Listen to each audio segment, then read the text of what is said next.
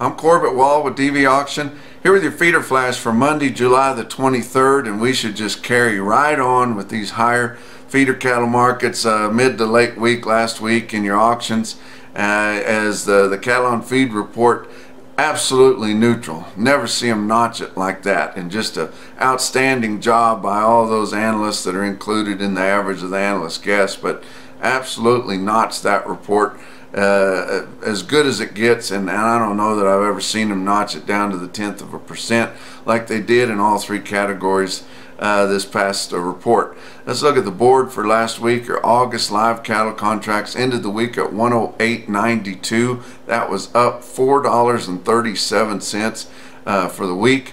Your August feeder cattle contract ended the week at 153.67, up $2.95 for the week, and our cash is lagging a little bit, even though we're seeing some of those load lots of reputation cattle weighing 800 pounds or a little better, bringing in the 150s pretty good. Your average on your 800-pound steers, your index levels are still sitting below 150, and your real-time index ended the week at 147.54, and actually the latest CME index price was not near that good. So we've got some room to gain here on our feeder cattle in the market, especially our feeder steers.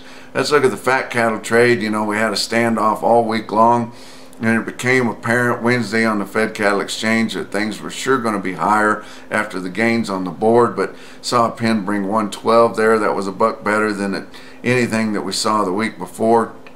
On Thursday's trade, we saw just a smidge of trade at 114 live. We weren't sure if that was a special deal or what, but then on Friday, the trade was kind of peeking back and forth on the release of the cattle on feed report, but by the end of the day, still USDA had not seen really a significant trade to report, but we did see enough to see that your Northern Plains dress market is 180, and that's $5 better than the previous week. Kansas started selling some cattle at 114 live. That would be $3 to $4 higher. We hadn't seen any confirmed trade in Texas or Colorado yet, but the 114 is going to be the number, and 180 is the number in the Northern Plains dress basis.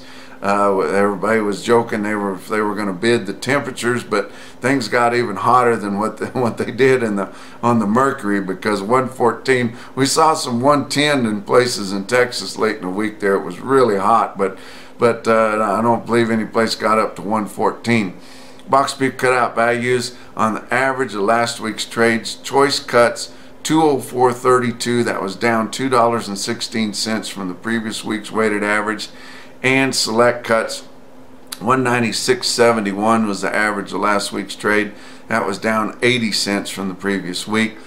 Real narrow choice select spread of $7.61. We did see reports towards the end of the week last week that we had one of the best export weeks of our meat trade, and beef sales are just exploding. Some of the highest we've seen since 2002.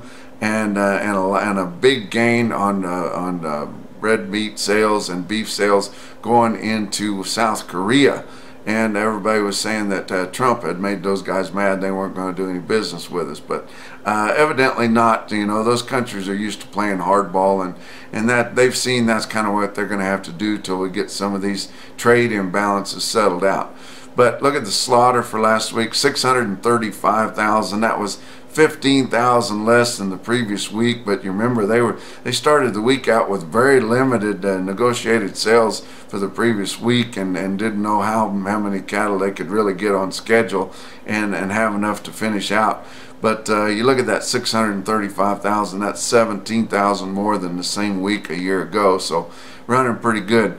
Cattle on feed report come out, and I mean, those guys just absolutely notched it, with the on feed inventories July 1st at 104.3 of last year, your placements at 101.3, and your marketings of June 100.8. So there's no need to worry about that pulling the market in either direction. Look at your feeder markets. Your real-time index, like I said earlier, ended the week at 147.54. That was up 55 cents for the week.